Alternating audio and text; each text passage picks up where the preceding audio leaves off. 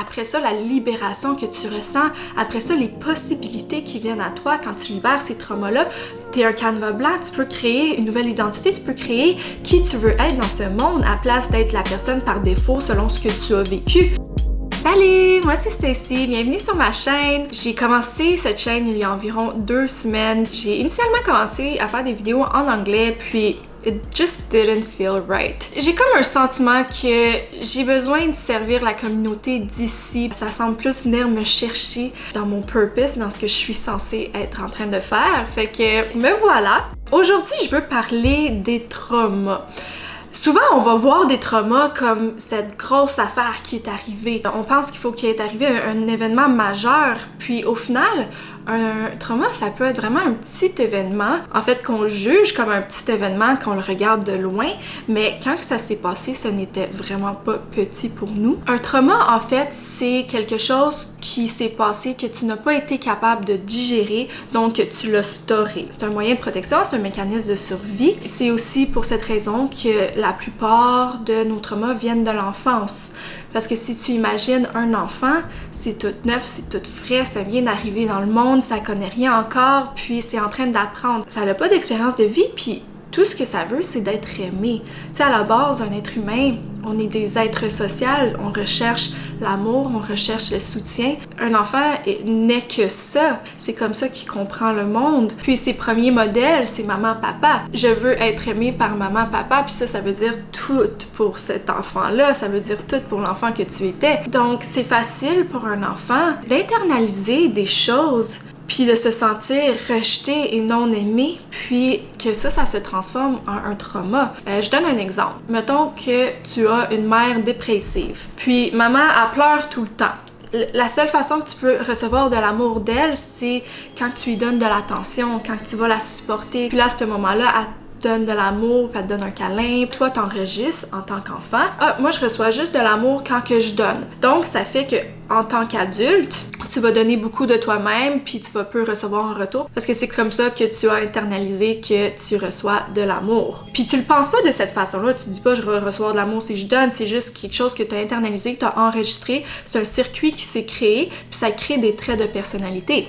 Puis tu pourrais essayer de reproduire cette dynamique-là dans tes relations, fait que ça crée une relation plus toxique. Tu pourrais avoir de la difficulté à poser des boundaries, fait qu'à mettre des limites, même à reconnaître tes propres limites parce que tu as tellement vécu dans la douleur des autres que tu as de la misère à comprendre comment toi tu te sens. Ça va créer peut-être quelqu'un de super empathique. Donc un trauma, c'est quelque chose qui s'est passé que t'as pas été capable de digérer, puis ça se store dans le subconscient. T'es pas vraiment conscient de ce mécanisme de défense-là, puis au final, tous ces traumas-là s'ajoutent, puis ça crée tes traits de personnalité, ça crée tes patterns, ça crée tes croyances. Toutes tes croyances sont basées sur tes expériences, puis si t'as storé des traumas, tu les emmènes avec toi pendant tous les événements de ta vie, puis la façon que tu vas réagir à des choses, qui que tu vas être, les problèmes que tu vas avoir dans ta vie d'adulte sont toutes reliés à ces traumas-là. Puis je dis pas que les traumas sont juste pendant l'enfance, tu peux avoir des traumas à n'importe quel âge, puis si tu ne l'adresses pas par la suite,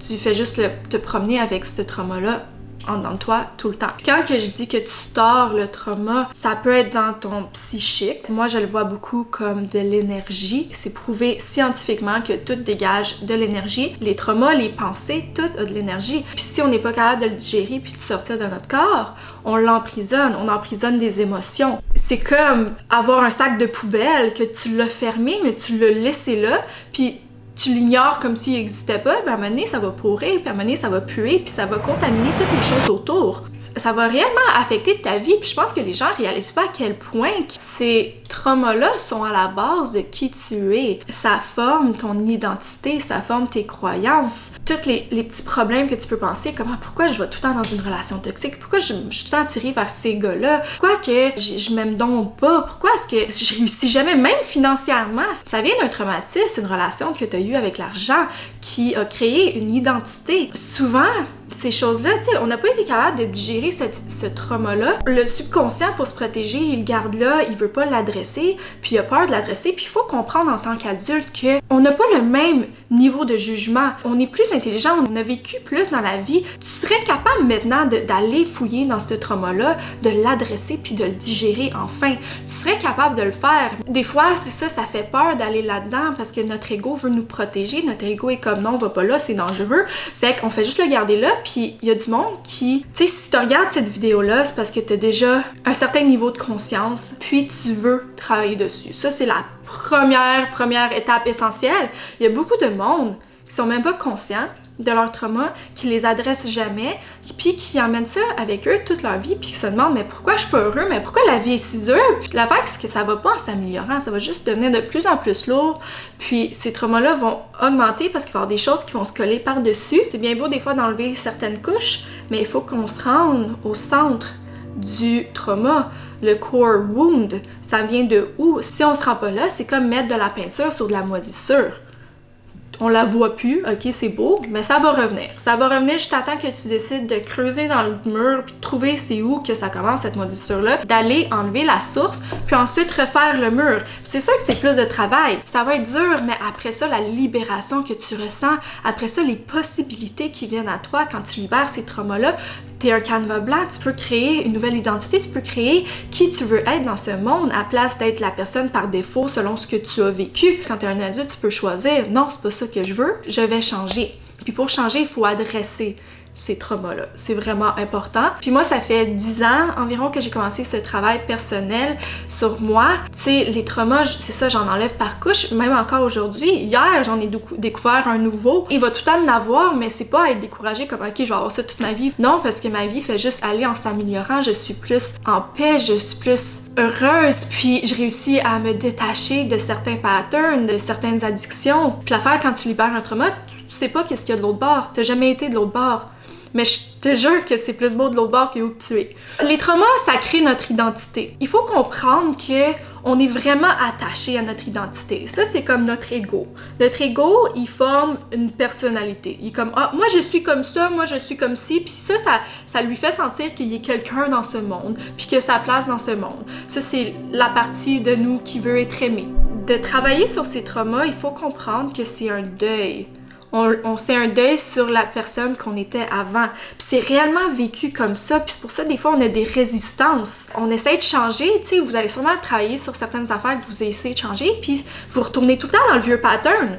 Parce que vous êtes attaché à ce pattern-là, puis vous avez peur de ce qui s'en vient parce que c'est l'inconnu. L'ego, il est comme, moi, je veux rester dans le connu. Même si le connu me fait mal, au moins je sais c'est quoi, au moins je sais à quoi m'attendre. L'inconnu, je sais pas qu'est-ce qu'il y a là-bas. Tu sais, c'est plus beau de l'autre bord, mais ton ego, il est comme, non, moi, ça me fait peur, je vais pas là. Puis toi, il faut que ton conscient soit plus fort que ça. Tu dis, non, moi, je sais qu'il y a quelque chose de mieux qui m'attend.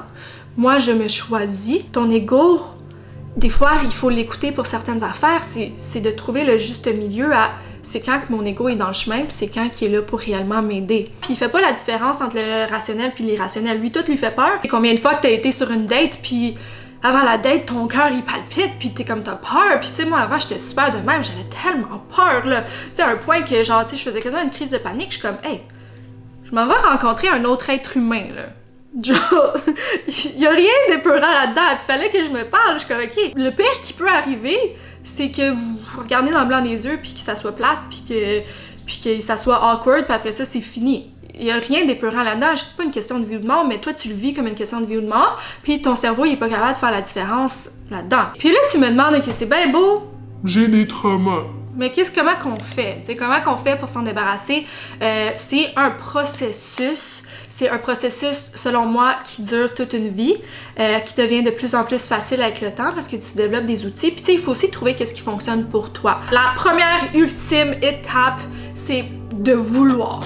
Tu sais, de vouloir faire, ok, je veux travailler sur mes traumas, de réaliser qu'il y a sûrement des affaires que je peux améliorer dans ma vie. Tu sais, si tu veux pas le faire, c'est comme un toxicomane, tu lui dis, va en thérapie. S'il le fait pour toi, s'il le fait pour la famille, ça marchera pas. Ça marchera juste pas. Il faut que lui, il veut intrinsèquement. Fait que étape 1, le vouloir. Étape 2, identifier les traumas. Moi, je trouve que quand t'es capable d'identifier le trauma, t'as fait quasiment 50% du travail. C'est qu'à place d'être ton inconscient qui agit dans tes relations et tout, t'es conscient de ton inconscient, fait que ça fait qu'à ce moment-là, tu peux décider de prendre des décisions différentes. Fait que, mettons, tu rentres tout le temps dans des relations toxiques, d'enfant, tu penses que c'est juste parce que c'est comme ça la vie, puis les gars sont toute la merde. Ben là, il va tout le temps en avoir un autre gars. Tu vas juste répéter le même pattern encore et encore, juste à temps que tu fais « Wow, c'est peut-être moi qui accepte ces gens-là. Il y a peut-être quelque chose que moi je fais, il y a peut-être une raison pourquoi est-ce que je vais vers ces personnes-là. » Là, c'est comme « Ah, ok, tu sais, il y a des pistes de solutions. » Puis là, ça fait que la prochaine fois qu'un gars veut rentrer dans ta vie, puis il y a ce même pattern-là, t'es comme, tu y penses 2 fois, t'es comme, ok, je reconnais que je suis en train de faire ça. Tu vas peut-être le faire pareil, mais tu le reconnais, puis à ce moment-là, c'est le début de pouvoir travailler sur le problème. Si tu le reconnais pas, tu peux pas travailler dessus. Puis là, à partir de là, il y a tellement différentes façons que tu peux travailler là-dessus. Dans le fond, le reste de ce que je vous dis, ça se suit pas en étapes. C'est plus des moyens différents que vous pouvez essayer pour vous-même, dépendamment de où vous êtes, puis qu'est-ce que vous avez besoin de faire pour vous aider. Puis je vous dis, juste essaye, tu sais, juste aller creuser là-dedans, ça va vous libérer. Puis oublie pas comme d'être patient avec toi, parce que tu t'es promené avec ça, ce pattern-là, pendant toute ta vie. Tu sais, mettons, moi, entre l'âge de 0 et 3 ans, je n'ai pas parlé. À la maison, ça parlait très fort. Puis moi, en tant que bébé, j'ai enregistré « Ah, si je ne parle pas, j'aurai pas de problème. Personne va me crier après. » Ce que ça a créé, c'est un trouble de communication. Ça a le fait que toute ma vie, je parlais jamais de mes émotions. Je parlais jamais de moi. J'avais tout le temps l'impression d'être un fardeau pour les autres si je parlais de mes problèmes. J'ai internalisé beaucoup d'affaires. J'ai tout gardé en dedans. J'avais pas beaucoup d'estime de moi. Puis c'est un cheminement que je fais. Tu sais, c'est pas le disant que tout d'un coup, ça va bien. J'ai 27 ans aujourd'hui, fait que j'ai emmené ça dans ma vie, toutes les 20 premières années de ma vie, sans vraiment en être consciente. Puis ça a créé des traits de personnalité, ça a créé beaucoup de problèmes dans ma vie, ça a créé des problèmes d'addiction, ça a créé des relations toxiques. Donc, tu sais, il faut être vraiment patient avec toi-même. C'est pas du jour au lendemain que ça va disparaître, mais tu sais, il faut que tu commences à quelque part. Donc, aussi, c'est ça, de déconstruire ton trauma puis de le rationaliser. Fait que, mettons, si on revient à l'exemple que ta mère est dépressive, en tant qu'enfant, tu internalises « Ah, je suis une mauvaise personne, maman pleure à cause de moi, il faut que je la supporte pour que je reçoive de l'amour. » En tant qu'adulte, tu peux faire comme « Hey, wow, je comprends que ma mère, elle était dépressive, je comprends que c'est un trouble de santé mentale, je comprends qu'elle souffrait, puis ça ne me regarde pas. Moi, je suis une bonne personne, moi, j'étais juste un enfant qui essayait d'être aimé. Je dois rien à mes parents, c'est eux qui sont censés s'occuper de moi. » Puis à force de répéter ça, dans le fond, on a des circuits qui se créent dans notre cerveau. C'est ça qui crée nos traits de personnalité qui sont comme plus automatiques. On n'a pas besoin de penser à qui qu'on est, on est juste. Puis ça, c'est des circuits dans ton cerveau qui a été créé. Mais ce qui est le fun, c'est que ces circuits-là, ça a été prouvé qu'on a le pouvoir de changer les circuits dans notre cerveau. Hey, c'est une espèce de gros pouvoir. Si je peux refaire les neurones puis les circuits dans mon cerveau, je peux devenir la personne que je veux. Puis c'est sûr que c'est un processus, c'est la répétition. Parce que si tu as répété la même affaire pendant 20 ans, il va falloir que tu le répètes une couple de fois avant de changer ce circuit-là. Si à chaque fois que l'événement arrive, tu rationalises, t'es comme « Ah, ok, j'agis comme ça à cause de ça, c'est pas comme ça que je veux me sentir. » Puis tu remplaces ça par une autre croyance, mais à force de le faire, tu vas créer des nouveaux circuits. Là, il y a aussi quelque chose que j'ai découvert dernièrement qui a été vraiment puissant. Ça, c'est comme l'étape où je suis pour régler ces traumas-là. C'est d'aller rendre visite à mon enfant intérieur. Moi, pour une raison ou une autre, quand que je visualise mon enfant intérieur, elle est à ma gauche. Fait que je le regarde tout le temps. Je le regarde, puis je prends un moment avec elle parce que dans le fond, il faut réaliser que quand tu étais un enfant, tu as vécu cet événement-là qui était tellement gros, puis tu tellement pas été capable de le gérer que tu l'as enfoui, puis toi, tu t'es senti de tellement de façons. Puis il n'y a jamais un moment que cet enfant-là a reçu l'amour qu'elle méritait. Il n'y a jamais un moment-là que cet enfant-là, t'es allé dire « Hey, c'est correct, je suis là. » Tu sais, je suis là, maintenant, t'as plus besoin d'être sur tes gardes, je suis là, je suis avec toi. Pour vrai, moi, ça a été tellement puissant. J'ai pleuré, ça a sorti, dans le fond, mon trauma s'est libéré en larmes. Quand tu pleures, là, tu libères des énergies, c'est bon de pleurer. J'ai vécu, un gros trauma quand j'avais 15 ans. Puis dernièrement, j'ai revisité ce trauma-là. La fille de 15 ans qui était prise, qui se sentait seule, qui était déprimée, qui voyait noir. J'ai pris un moment avec elle, puis j'ai dit comme... Mon Dieu, ça a dû être dur ce que tu as vécu. Je peux pas imaginer comment ça a été dur, t'étais tout seul là-dedans. Puis tu sais, j'ai juste tenu un moment où elle se sent aimée, puis tu vois, j'ai les larmes un peu... j'ai encore des petites affaires, les yeux pleins d'eau, parce que...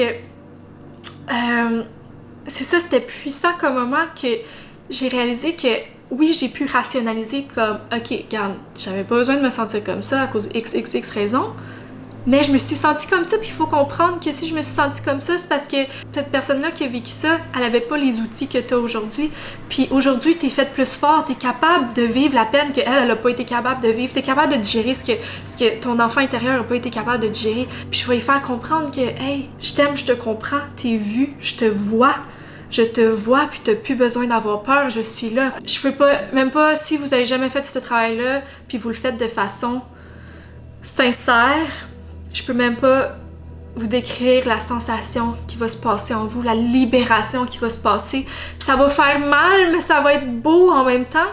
Tu sais, dans le fond, tu vas tellement te remercier d'avoir fait ce travail-là. Fait que je vais autant comme revisiter l'événement, je vais revisiter qu'est-ce qui m'a fait mal. Je vais prendre un moment avec mon enfant intérieur, je vais prendre un moment pour la faire comprendre que c'est correct, que je suis là, que je l'aime, que je la vois. Puis après ça, je vais rationaliser, pas nécessairement dans cet ordre-là, mais je vais rationaliser ce qui s'est passé, puis je vais faire genre, ok, tu sais, je comprends que j'ai eu mal à ce moment-là, mais maintenant, j'ai les outils. Maintenant, si la situation réarrive, je vais être capable de la digérer, je vais être capable de la prendre. J'ai plus besoin d'être sur mes gardes, j'ai plus besoin de garder ce trauma-là pour me protéger. Parce que dans le fond, on va garder le trauma pour se protéger au cas où que ça réarrive. Comme ça, t'es sur tes gardes puis tu sais quoi faire. T'es tout le temps en train d'imaginer la pire chose qui peut arriver. Comme ça, tu vas être préparé. Ça, c'est ton ego. Mais il faut que tu comprennes que premièrement, tu te fais vivre un stress non nécessaire de tout le temps imaginer la pire chose qui peut arriver. Hey, c'est lourd, là!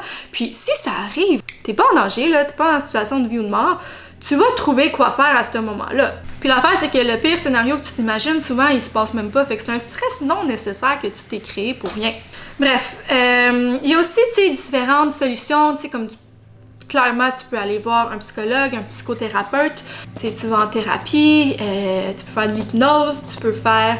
Si t'es plus spirituel, il y a aussi beaucoup de soins énergétiques que tu peux faire, qui peut t'aider. Tu peux faire du Reiki, tu peux faire... Tu sais, je les connais pas toutes, mais il y en a tellement. Mais tu sais, il y a différents moments aussi que ces choses-là vont ressortir.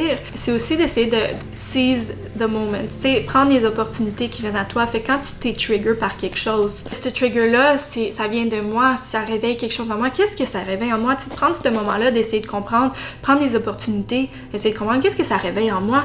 Puis aussi, à d'autres moments, il y a des choses qui vont venir, mettons, si tu médites, même si tu fais des psychédéliques, des affaires comme ça, il y a des affaires qui vont sortir. Quand ils veulent sortir, repousse-le pas dedans. Quand ils veulent sortir, accueille-le puis faire genre, ok, c'est une occasion pour travailler là-dessus, pour le libérer.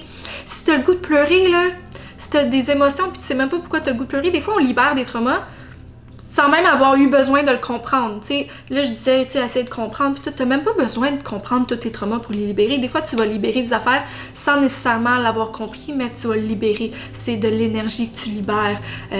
Quand t'as le goût de pleurer pour aucune raison, des fois, pleure, il y a quelque chose qui veut sortir, il y a une énergie qui veut sortir. Laisse-toi sortir cette énergie-là, puis peut-être qu'il y a des affaires qui vont venir, puis qui vont te permettre d'aller plus loin là-dedans. Quand il y a quelque chose qui veut sortir, c'est parce que ton corps, il a jugé, ta tête, ton ego, il a jugé qu'il était prête à digérer cet événement-là.